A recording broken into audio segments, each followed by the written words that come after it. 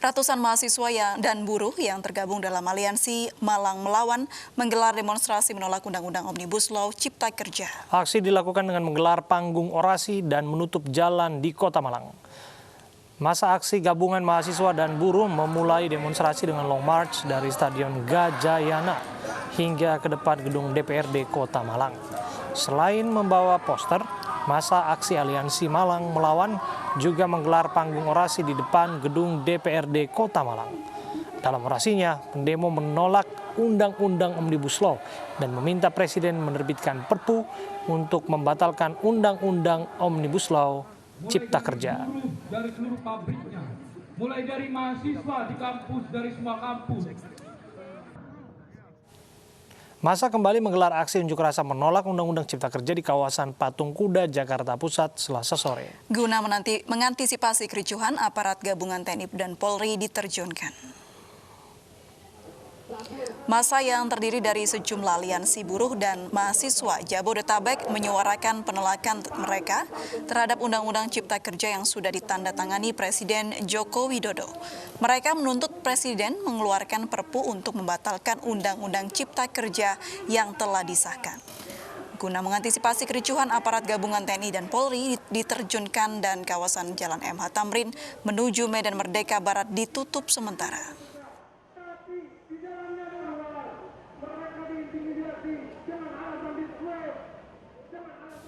Dan untuk mengetahui kondisi terkini aksi unjuk rasa menolak Undang-Undang Cipta Kerja, sudah ada rekan kami Angelika Devagam di kawasan Patung Kuda, Jakarta. Angel, seperti apa kondisi terkini demo? Apakah massa masih melakukan aksi demonya?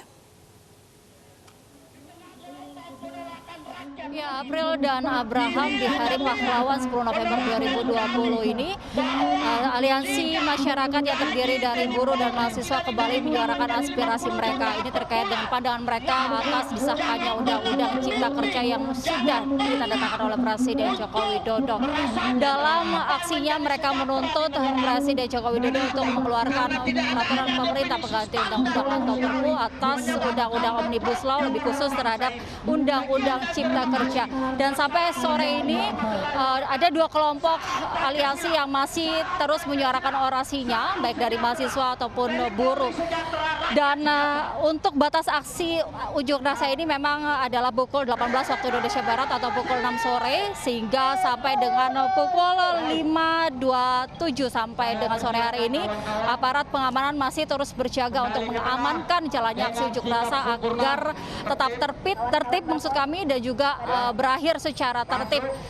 Dan sampai sejauh ini dari masyarakat satu persatu pun menjelang aksi unjuk rasa ini berakhir juga mulai meninggalkan kawasan Patung Kuda yang mana menjadi titik aksi unjuk rasa pada hari ini. Dan terkait arus lalu lintas, lantaran aksi ini dilakukan di kawasan Patung Kuda, Jakarta Pusat, di Jalan Medan Merdeka Barat, lokasi dari aksi ini berlangsung ditutup total. Sementara untuk Jalan MH Tamrin di kedua arah masih dibuka, dan Jalan Medan Merdeka Selatan yang akan mengarah ke Tanah Abang ini terpaksa harus berputar dahulu di Jalan MH Tamrin, begitupun juga sebaliknya. Abraham dan April, kembali ke Anda. Baik, terima kasih Angelina Devagam, laporan Anda langsung dari kawasan Patung Kuda, Jakarta.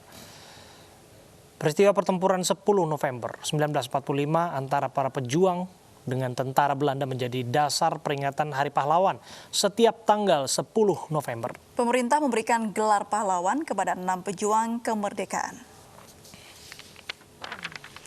Peringatan Hari Pahlawan Nasional bertujuan mengenang peristiwa 10 November 1945, yaitu pertempuran antara arek-arek Surabaya dengan tentara Belanda. Upacara mengenang para pahlawan tahun ini tetap digelar meski berada dalam bayangan pandemi virus corona. Pada peringatan Hari Pahlawan ini, pemerintah memberikan gelar pahlawan kepada 6 pejuang.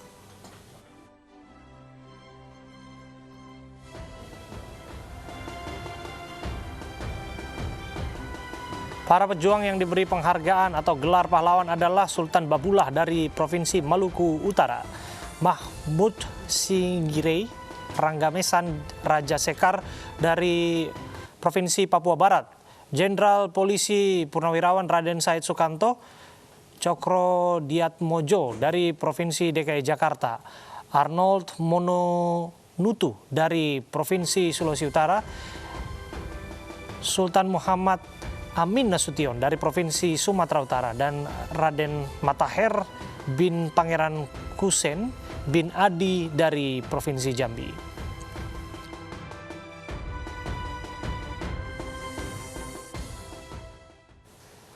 Puluhan tenaga kesehatan di Wisma Atlet Kemayoran ikut menggelar upacara memperingati Hari Pahlawan yang jatuh pada hari ini. Peringatan Hari Pahlawan menjadi momen bagi para tenaga kesehatan berjuang menghadapi pandemi COVID-19. Peringatan Hari Pahlawan dilaksanakan di halaman Tower 3 Rumah Sakit Darurat Wisma Atlet, diikuti puluhan tenaga kesehatan dari TNI Polri serta relawan dari berbagai daerah di Indonesia, seluruhnya mengenakan hazmat atau alat pelindung diri lengkap. Kepala Pusat Kesehatan TNI Maijen TNI Tugas Ratmono menjelaskan rangkaian peringatan Hari Pahlawan dimaknai dengan semangat juang bagi tenaga kesehatan dalam melawan pandemi COVID-19. Perjuangan diartikan dengan memberikan pelayanan terbaik bagi para pasien. Museum Rekor Dunia Indonesia turut memberikan penghargaan atas pencapaian yang dilakukan tenaga kesehatan di Rumah Sakit Darurat Wisma Atlet Kemayoran.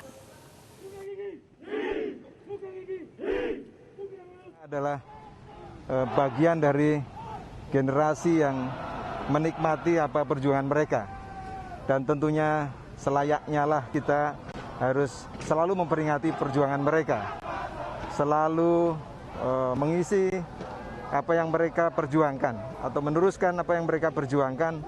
Dan kebetulan saat ini adalah kita sedang menangani perang terhadap pandemi COVID-19.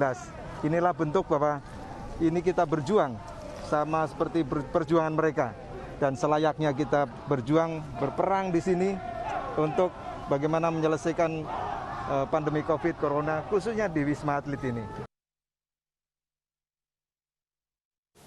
Di masa pandemi, tenaga kesehatan menjadi salah satu pahlawan untuk melawan COVID-19. Salah satunya Ika Dewi Maharani, seorang perawat namun bertugas sebagai sopir ambulans pasien COVID-19.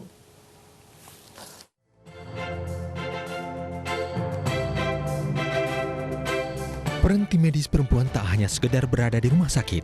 Seorang perawat bernama Ika Dewi Maharani mendaftarkan diri menjadi relawan di bawah komando gugus tugas percepatan penanganan COVID-19. Menariknya, Ika tidak diperbantukan sebagai tenaga medis sesuai dengan kemampuan dasarnya. Ika ditugaskan menjadi sopir ambulans pembawa pasien COVID-19. Ia menjadi satu-satunya relawan medis perempuan yang bertugas sebagai sopir ambulans. Menurut Ika, tak mudah menjadi sopir ambulans. Meski sirine telah menyala, kadang-kadang orang-orang di sekitar tidak peka untuk memberikan jalan. Ika menyerahkan dirinya untuk tugas kemanusiaan demi menolong para pasien berjuang menghadapi corona. Selama pandemi COVID-19, banyak perempuan-perempuan hebat yang harus berada di garda terdepan. Mereka berjuang dan rela untuk berpisah sementara dengan keluarga. Dari Jakarta, tim liputan iNews melaporkan.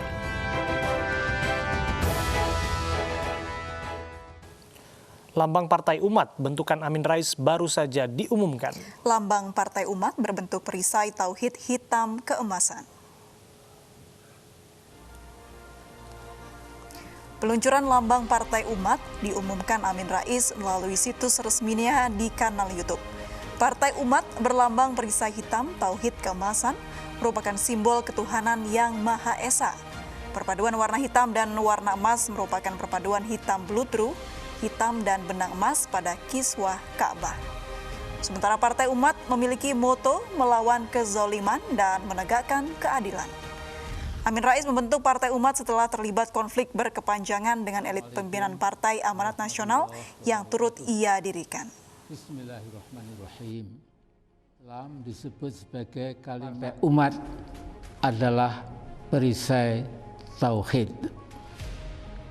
Di dada burung Garuda Pancasila, bintang adalah simbol dari ketuhanan yang Maha Esa. Kalimat tauhid dalam Islam disebut sebagai kalimah thayyibah, yang diibaratkan sebagai syajarah thayyibah, yakni pohon yang indah yang akarnya merasuk ke dalam petala bumi, sedangkan cabangnya menjulang tinggi ke angkasa, memberikan manfaat kepada alam sekitarnya sepanjang masa dengan izin Tuhannya.